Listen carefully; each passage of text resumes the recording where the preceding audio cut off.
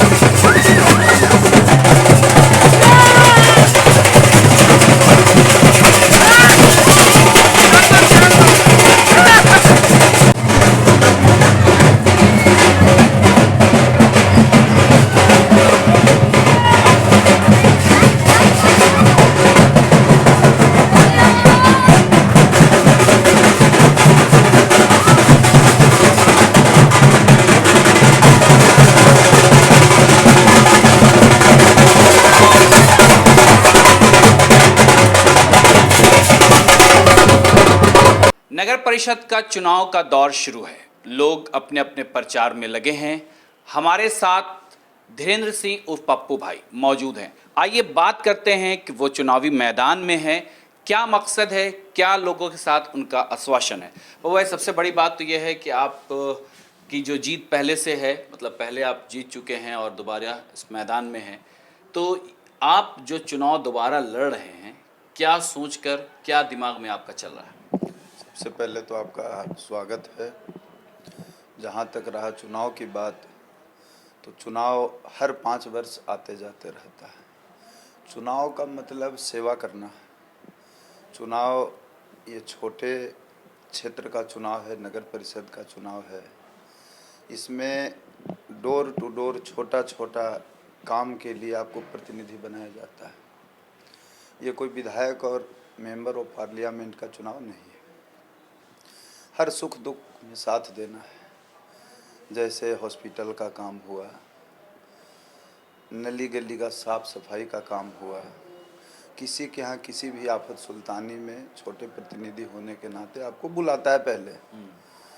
यूँ नहीं कि चुनाव जीते, धोखा दिया और निकल गए, जैसे आमतौर पर सभी उम्मीदवार या जो भी कुछ करते हैं उसके वजह से बदनामी होती है। ये जो छोटा प्रतिनिधित्व का काम है, कभी कभी ऐसा पिक्चर जो हम लोग देखते थे बचपन में, वैसा रोल भी आ जाता है मेरे पास कि रात में अचानक मैं 2 दिन से जागे हुए घर पे आता हूँ। सोने की इच्छा हो रही, शरीर काम नहीं कर रहा है। बगल के पड़ोस से आवाज़ आता है कि पप्पू जी कहाँ हैं, उठिए चलिए। हमारे यहाँ हमारे पिताजी का, माताजी का, किसी भी परिवार के सदस्य का तबीयत खराब हो जाता है। उठने की हिम्मत नहीं होती है शरीर में, लेकिन फिर मुझे वही सेवा का ध्यान आता है जो मैं पब्लिक के बीच वादा करके आया था।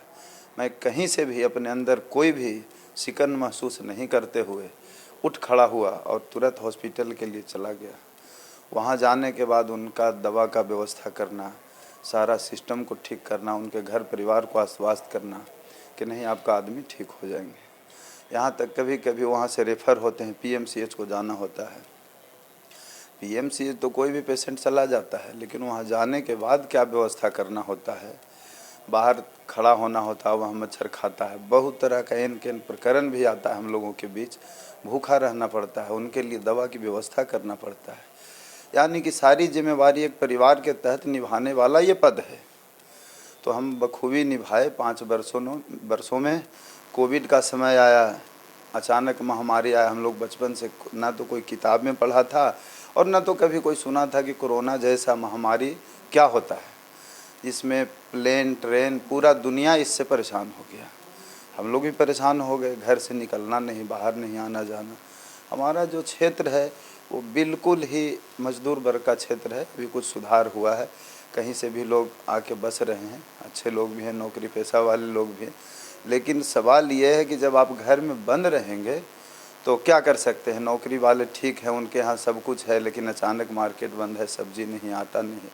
उस परिस्थिति में भी मैं घर घर जा कर के जैसे जिस तरह से भी हो, सरकार के द्वारा या फिर आपस में मिलजुल करके किसी हिसाब किताब कर करके उनको सहयोग देने का कार्य किया। सबसे बड़ी समस्या जो आती है वो मतलब अगर वार्ड में देखा जाए तो वृद्धा पेंशन का, विकलांग लोग को जो होती है पेंशन जो मिलता है वो नहीं मिलता। तो इस क्षेत्र में क्या आप अपने क्षेत्र में काम किया है कि नहीं? देखिए, जहाँ तक वृद्धा पेंशन का बात है, पहले जो पेंशनधारी लोग थे उसमें एक बीपीएल का सिस्टम सरकार ने मापदंड बनाया था कि जो भी परिवार बीपीएल के सदस्य हैं उनको दिया जाएगा। अब पेंशन सब आदमी मांगेंगे तो उनको कहाँ से दिया जाएगा। सरकार का जो मापदंड है उसके अनुसार उसके बाद मुख्यमंत्री वृद्धजन पेंशन योजना शुरू किया गया। उसमें भी एक मापदंड है उम्र सीमा की, जो 60 साल आयु वर्ग के लोग होते हैं उनको ये पेंशन दिया जा सकता है। तो उसमें किसी लोग को ये पेपर जो बना के देना होता है, ऑफिशियल पेपर, जिसमें आधार कार्ड और आपका वोटर आईडी कार्ड दोनों का 60 साल होना ज़रूरी है।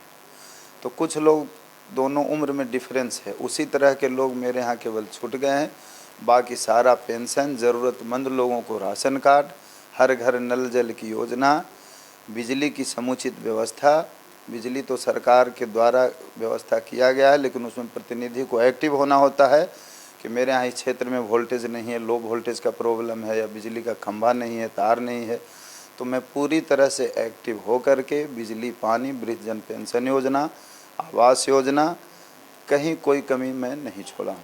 अभी अगर देखा जाए तो वार्डों में या क्षेत्रों में पढ़ाई की जो शिक्षा है उसको लेके जो अभी आप चुनाव लड़ रहे हैं, तो क्या अब आपके जहन में होगा कि भाई छात्रों के लिए, जो स्टूडेंट हैं उनके लिए क्या करेंगे?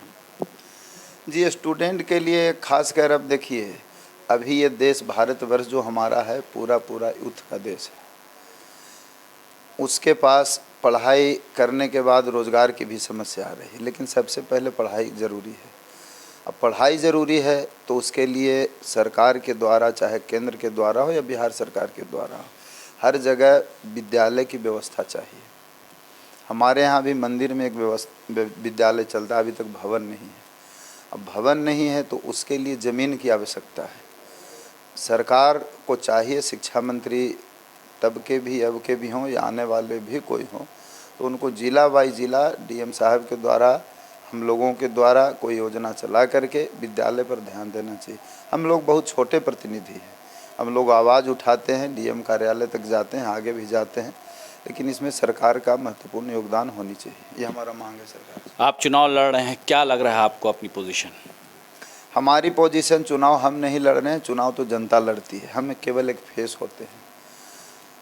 हम अपने कर्तव्यों पर अडिग हैं। जनता चुनाव लड़ रही है भारी बहुमत से।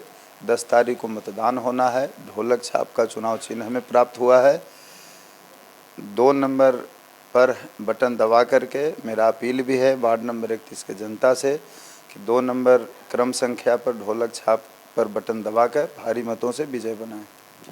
ये हमारे साथ पप्पू भाई थे, जिनका कहना था वार्ड नंबर 31 से हैं, जिनका कहना था कि चुनाव हम नहीं लड़ रहे हैं बल्कि जनता लड़ रही है।